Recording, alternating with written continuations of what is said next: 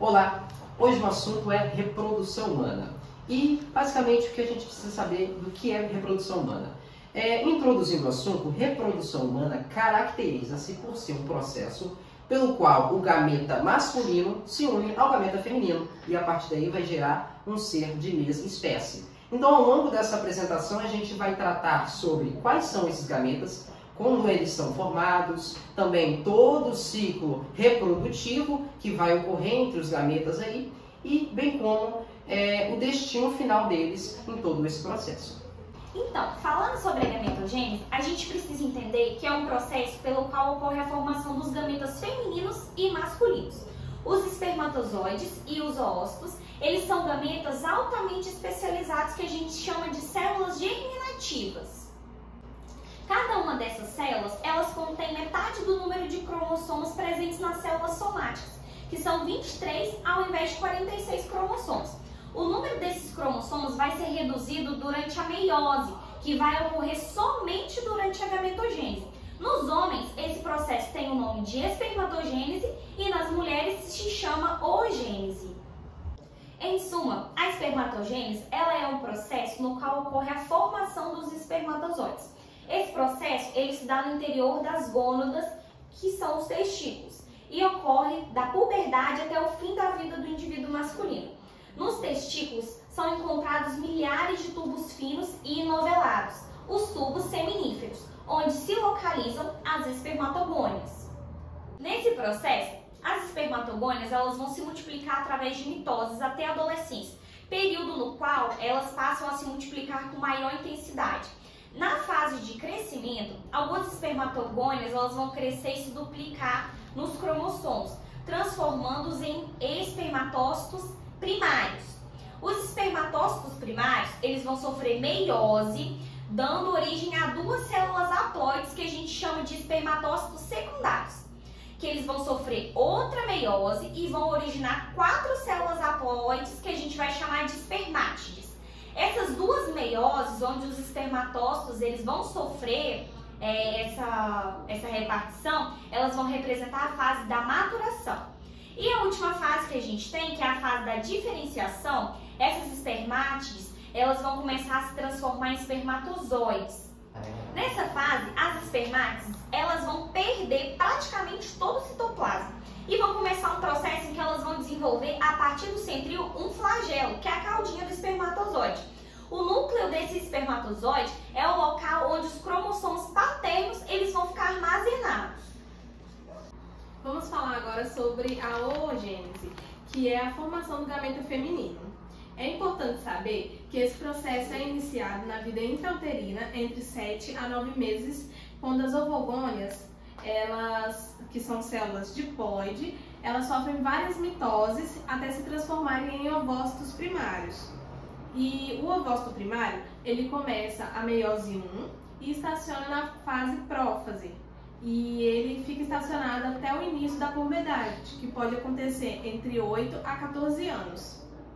Quando a mulher ela entra na puberdade, o ovócito primário, que estava estacionado, ele é estimulado pelo hormônio luteinizante, ele finaliza a meiose 1 e produz um ovócito secundário, que é o que vai ser ovulado lá na frente, e um corpo polar, que os dois eles são haploides. O ovócito secundário, como eu disse, ele vai ser ovulado. Ele vai estar em meiose 2 e fica estacionado em metáfase 2, até que ocorra a fecundação. E dando continuidade ao processo de ovogênese, já sabemos como ele é formado e também aonde ele para, que no caso é na metáfase, né? Quando ocorre o processo ovulatório e a partir daí vem a fecundação ou até mesmo a perda deste ovócito, né? No caso agora, antes do nascimento da criança, ele ainda está na prófase 1, na meiose 1. Então, o que ocorre? Ao longo desse processo, temos o estroma, que são células do tecido conjuntivo, né? Células de sustentação, vulgarmente conhecidas. E entre este estroma e o ovócito, haverão células que são chamadas de células foliculares. E o ovócito fica exatamente no centro, ou seja, o ovócito, ou também chamado de ócito, ele está ali na prófase 1 da meiose 1. Em volta dele haverão células foliculares E em volta dessas células foliculares haverá o estroma. Mas como são essas células foliculares? Qual é a morfologia? Exatamente essa é a ideia. A morfologia e o que diferencia essa fase é justamente a formação morfológica dessas células foliculares, onde elas estão achatadas em volta deste oócito e com menos quantidade. Então, essa conformação ela vai ser denominada de folículo primordial, onde ele vai ser geralmente, onde ele vai acontecer é justamente no processo de gestação. E dando continuidade a este processo, agora falando do folículo primário. Então, já falamos sobre o folículo primordial, onde a conformação, a morfologia é um ócito no centro, o ócito primário. Em volta dele, células foliculares. Em volta dessas células foliculares haverá um tecido conjuntivo, onde lembrando que quando se tem um tecido conjuntivo, entre esse tecido conjuntivo e as células foliculares, haverá uma lâmina basal, que é característica do tecido conjuntivo. Mas o que vai diferenciar do primordial para o primário? É justamente a conformação dessas células foliculares. Agora, as células foliculares apresentarão um formato mais esférico, ou seja, elas aumentam a sua capacidade metabólica, todo esse processo de síntese ele é aumentado e elas tomam uma conformação, uma morfologia mais esférica. A partir daí se tem a classificação desse folículo primordial em folículo primário unilaminar. Entretanto, depois ocorre uma multiplicação, justamente porque a multiplicação dessas células é bem intensa. Então, depois dessa multiplicação das células foliculares, o que vai ocorrer é uma outra camada. E assim ela vai se multiplicando ao decorrer das fases da formação do folículo ovariano. E aí ele vai ser classificado em folículo primário multilaminar. E perpassando esta fase da formação do folículo ovariano, temos em sequência o folículo secundário. Nessa fase, novamente, a gente tem as diferenças morfológicas e é justamente a formação da zona pelúcida. A zona pelúcida é uma camada que fica entre o oócito e as células foliculares, ou seja, uma camada glicoproteica que fica entre essas duas estruturas. Ela vai ser sintetizada tanto por meio do oócito, tanto por meio das células foliculares. Lá no folículo primário, ela estava em formação, só que no folículo secundário, ela apresenta uma conformação um pouco mais espessa, então é mais fácil você ter uma visibilidade melhor dela. Também, além dessa formação da zona pelúcida, tem uma coisa que é característica nas células foliculares e também neste folículo ovariano, que é justamente a formação do antro. Mas o que seria essa estrutura antro? O antro é basicamente um fluido secretado pelas células foliculares, onde ele vai se unificando e formando somente uma cavidade. Que, lembrando que essas células foliculares tomaram uma grande proporção, agora se tem o ócito no centro, as células foliculares ao redor, também outras células aqui do tecido conjuntivo, só que essa camadinha que estava pequena, agora ela ficou um pouco mais abrangente, ela tomou uma proporção maior, justamente porque assim a divisão celular é intensa. Então, entre essas células foliculares se formará uma cavidade, que é composta por andrógeno, também estrógeno, progesterona, proteínas em geral e também glicosaminoglicanas, que são substâncias que vão compor esse antro aí.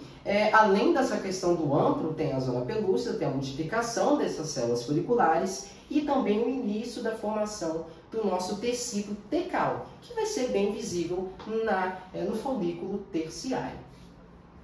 Dando sequência, o folículo terciário ele vai apresentar, além da contínua multiplicação dessas células foliculares, que é característica de todas as fases até o momento, também haverá especialização do folículo tecar, ou seja, o teca ele vai se especializar de tal maneira que haverá agora um teca interior e um teca exterior. Então, além daquele tecido conjuntivo que estava em volta, teremos agora esse tecido tecal, ou seja, a formação do teca, a diferenciação desse teca, então haverá um teca exterior e um teca interior, que são um pouco semelhantes, mas são diferentes.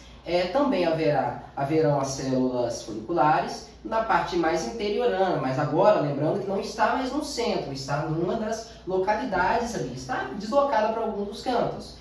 Haverá o oócito primário e também a formação do antro ali, que é o depósito de hormônio e outras substâncias, correto? Então, basicamente, o nosso folículo terciário, a diferença que ele vai apresentar é justamente isso. Ganha-se amplitude, ganha-se diferenciação, fica mais visível, né? Todas as estruturas, a zona pelúcida, a uteca, o antro, e também se desloca o nosso ósseo para uma das extremidades dessa estrutura. E já no folículo pré-ovulatório, que é a quarta fase desse processo de formação de folículo ovariano, o que será característico? Pense comigo, pessoal. Haverá uma amplitude, lembrando que está ocorrendo ali ainda a multiplicação das células foliculares, certo? As estruturas já estão bem formadas, os complexos já estão bem definidos. Agora, o que vai acontecer é que o antro ele ganha tanta proporção, é tanto fluido que é produzido por meio das células foliculares, que ele vai se tornar um pouco maior, digamos que esteja um rio, assim, uma cavidade muito grande dentro dessa estrutura, aonde todas as células foliculares serão espalhadas, ou seja, elas vão se deslocar para as localidades. Então imagine comigo, pessoal, imaginemos um círculo, aonde nesse círculo, nas extremidades, temos células foliculares. Neste vazio, há o antro, que está, na verdade, preenchido com hormônios e outras substâncias, e aqui no cantinho haverá o nosso ósseo. Esse ósseo, ele ainda terá em volta dele células foliculares. E como que a gente chama essa estrutura? De corona radiata, de acordo com Junqueira e Carneiro. E também chamamos, de acordo com a embriologia básica, a gente chama de coroa radiada. Então, essa coroa radiada é formada por células foliculares. No seu interior vai ter o nosso ócito, que lembrando, pessoal, que aquele processo que foi citado lá na ovogênese está acontecendo. Então, aquela prófise que parou lá na gestação, ela retoma e começa todo o processo meiótico a partir do ponto que ela parou na gestação. Então, ela continua e para lá na metáfase, que é onde é o processo inicial, que depois vai ocorrer a fecundação, e caso não ocorra, vai ser descartado esse ovócito. Lembrando que esse ovócito, no processo de término dessa primeira meiose, vai produzir um corpúsculo polar. E para que serve esse corpúsculo polar? Simplesmente para nada. Ele vai ser degenerado justamente pela pouca quantidade de citoplasma. E onde ele fica? Do ladinho do nosso ósseo, certo? Nosso ósseo, que agora é secundário, ele vai ficar aqui do ladinho. Então, lembrando, pessoal, que quando se trata de um folículo pré-ovulatório, não é mais o óssito primário, é o óssito secundário, onde haverá um corpúsculo polar ao lado desse óssito, em volta células foliculares, em volta antro, em volta vai ter também terão as células foliculares, novamente, e em volta dele haverá o nosso folículo terciário, certo? Depois disso, ele será deslocado. Esse processo é muito importante, então peço que todos prestem atenção. É um processo onde ele vai ter uma abertura. E por que essa abertura acontece? Porque é um pico muito grande de LH.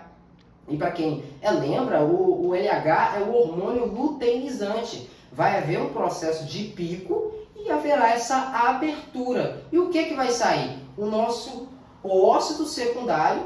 Do ladinho temos o corpúsculo polar. Essa coroa radiada vai simplesmente se deslocar e sair pelo útero, certo? A partir daí, a gente tem continuidade lá no ciclo menstrual, que vai falar da fase proliferativa. No ciclo menstrual, ele é dividido em 3 principais fases, que é a fase menstrual, a fase proliferativa e a fase luteal. A fase menstrual, o início dele corresponde ao primeiro dia da menstruação, onde a camada funcional da parede do útero ela se desprende e é eliminada no fluxo menstrual, junto com algumas quantidades de sangue e alguns fragmentos do tecido endometrial. Na fase proliferativa, ela se inicia com o fim da menstruação e termina quando ocorre a ovulação. Nessa fase, o útero ele produz um tecido interno para substituir o tecido que descamou com a menstruação e isso é feito com auxílio do estrogênio. É chamada de fase proliferativa porque é nela que o endométrio ele se prolifera e aumenta as células tanto em quantidade e também em comprimento. E ele também se prepara para poder receber o óvulo, caso seja fecundado.